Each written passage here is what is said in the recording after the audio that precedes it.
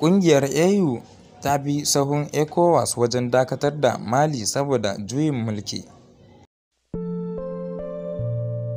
Taskar Media.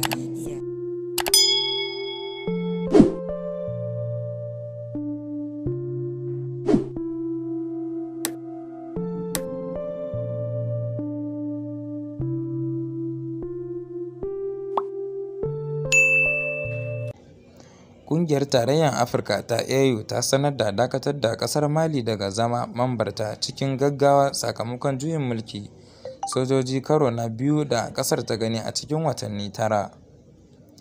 Kwamitin Tsaro da Zaman Lafiya na ƙungiyar ya sanar da ɗaukar matakin, wanda ya ce ya ƙunshi duk wasu harkokin da suka shafi ƙungiyar har sai zuwa lokacin da aka kafa gwamnatin farar hula.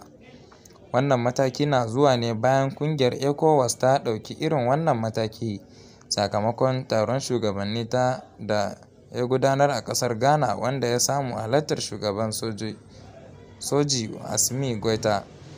ECOWAS ta buƙaci Mali ta gaggauta naɗa firaminista farar hula da kuma tabbatar da gudanar da zaɓe a watan Fabrairun shekara mai zuwa kamar yadda aka tsara. Mai sauraro, kada ka manta da danna mana subscribing, kuma kar ku manta da danna wannan alama ta ƙararrawa da kuma liking na wannan bidiyo da kuma comment a ƙasan shi. Kana kar ku manta ku yi mana share. Sai mun sake saduwa da ku kasance da ni naku Adi Edosh mai karatu.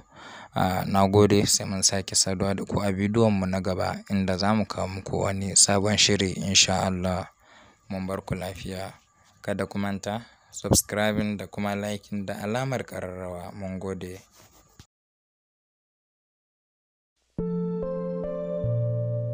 Taskar